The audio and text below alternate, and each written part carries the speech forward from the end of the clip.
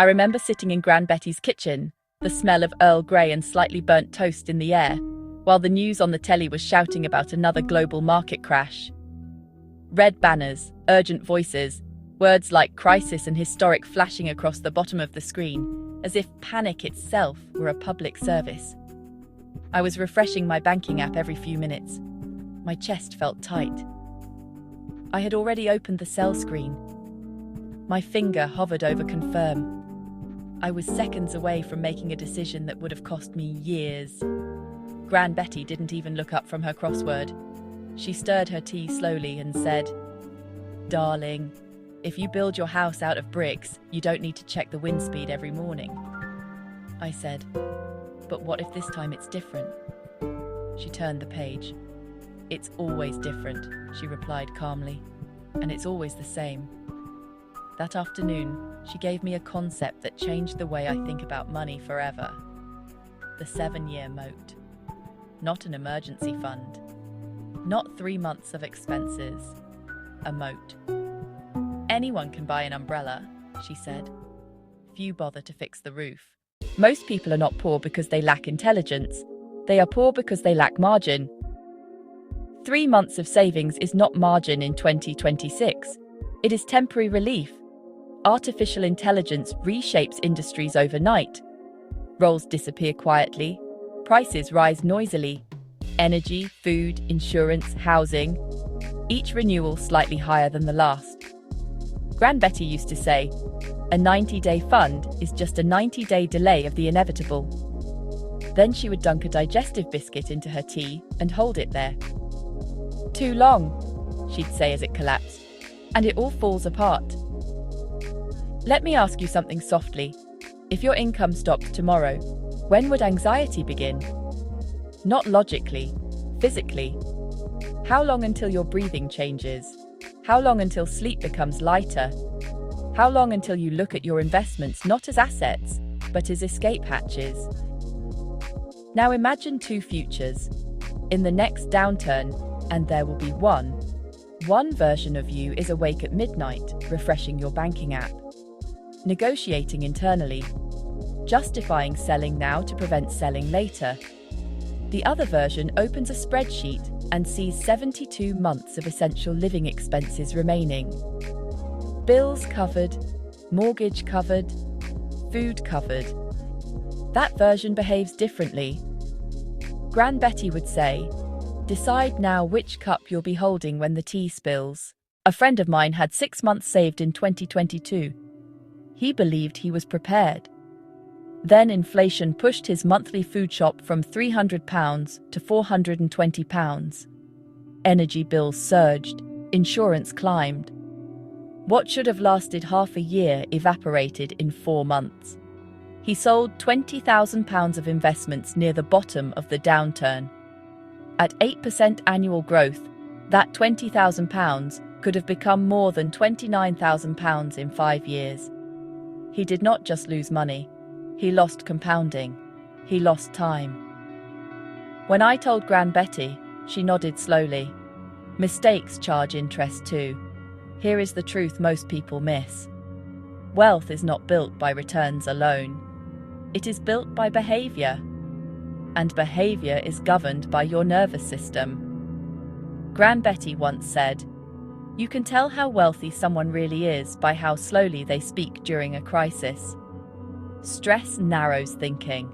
Narrow thinking creates reactive decisions. Reactive decisions interrupt compounding. Calm is not personality. It is infrastructure.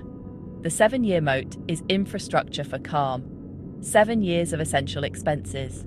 Not luxury, not upgrades. Essentials. Why 7? Because most economic cycles, contraction, recovery, expansion, tend to complete within that range. Oil shocks, dot-com crashes, property collapses, global pandemics. Everyone felt permanent. None of them were. Storms feel endless when you're standing in the rain, Gran Betty would say. 7 years buys you perspective. 7 years buys you patience. 7 years buys you the ability to wait. The first step is your sovereignty number. Gran Betty counted everything. Mortgage, utilities, council tax, transport, food, insurance, the Sunday roast, even the exact price of her favorite tin of shortbread. "If you don't know the price of your piece," she told me, "someone else will set it for you. If your essentials are £2,000 per month, that is £24,000 per year. Over 7 years, that is £168,000. When people hear that number, they recoil. 7 years feels impossible. Gran Betty would smile gently. Impossible is just expensive. Pause for a moment. Imagine 7 years where you cannot be forced into a decision by fear. Imagine your employer announcing restructuring and you feeling steady. Imagine markets falling 40% and you feeling curious instead of desperate. When the pantry's full, Gran Betty would say, you don't queue in a riot. Now let us address the practical concern, inflation. 7 years of money sitting idle would erode. Gran Betty would snort. Safety doesn't mean stupidity. The Moat is structured liquidity. Year 1 in high-interest instant access accounts. Years 2 and 3 in short-dated government bonds. Outer layers arranged in a ladder, so capital matures at staggered intervals and rolls forward continuously. She explained it with her garden water butt. When the top barrel filled, it overflowed into the next, and the next. As one bond matured, it replenished the nearer layer. You are not draining the well, you are living on the overflow. Meanwhile, your long-term investments remain untouched. Let the market shout, she would shrug. Security is silent, panic is loud. Now here is the part that makes this magnetic. The 7-year moat will not impress anyone at dinner. It will not make you look bold. It will make you unshakable, and unshakable people compound. With 84 months of runway, your employer loses leverage over your fear. You negotiate differently. You decline opportunities that do not align. You pursue ones that do. It's hard to bully someone, Gran Betty would say, who can afford to stroll home. Security first, courage second. Wealth follows both. And here is what most people overlook. The moat is not only defensive, it is offensive. When downturns arrive, assets go on sale, property discounts, equity discounts, entire businesses sold below intrinsic value. Recessions, Gran Betty would grin, are clearance sales for the patient. If you have liquidity while others are scrambling, you are not surviving the cycle. You are positioned within it. So how do you build it? You start with 1 year. Gran Betty called it feeding the first brick. Month 1 to 3, audit everything. Know exactly where your money flows. Month 3 to 6, remove what does not add value. Renegotiate contracts. Reduce fixed costs. Month 6 to 12, add 1 income stream, not 10. 1. Today that might mean scaling digital services using artificial intelligence tools to increase output. It might mean flipping undervalued local items onto global platforms. It might mean acquiring small software tools generating £50 or £60 per month. It sounds small, but small is scalable. If 1 income stream covers your £40 monthly internet bill, that is £480 per year reclaimed. If a tiny bit of AI software covers your monthly internet bill, that software isn't just a tool, it's a servant that doesn't ask for a tea break. If another covers £200 of groceries per month, that is £2,400 annually redirected into sovereignty. Many trickles, Gran Betty would say, make a river. Every pound feeds the first year bucket. No lifestyle inflation. Freedom first, she would remind me. Flash later. When I reached my first full year of expenses saved, something shifted. The headlines softened. Market dips felt like weather instead of threat. I negotiated a contract without subtle fear beneath my words. I slept differently. Gran Betty was right. Prepared people sleep differently.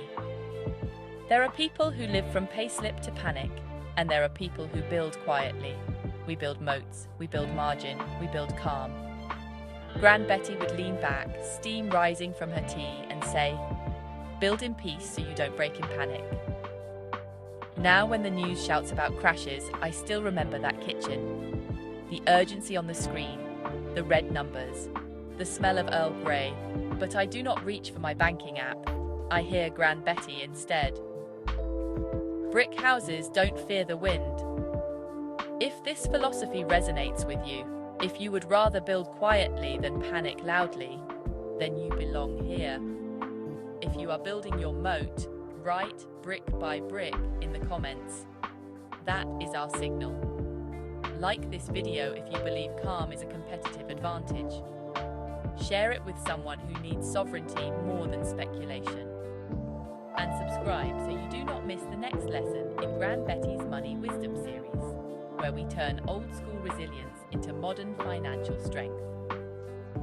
In the next episode, we will explore how to layer income streams, so your moat fills automatically and compounds intelligently. Calm compounds. And as Gran Betty always says, money is a terrible master, but a magnificent servant. Make yours work a double shift so you don't have to. I will see you in the next one.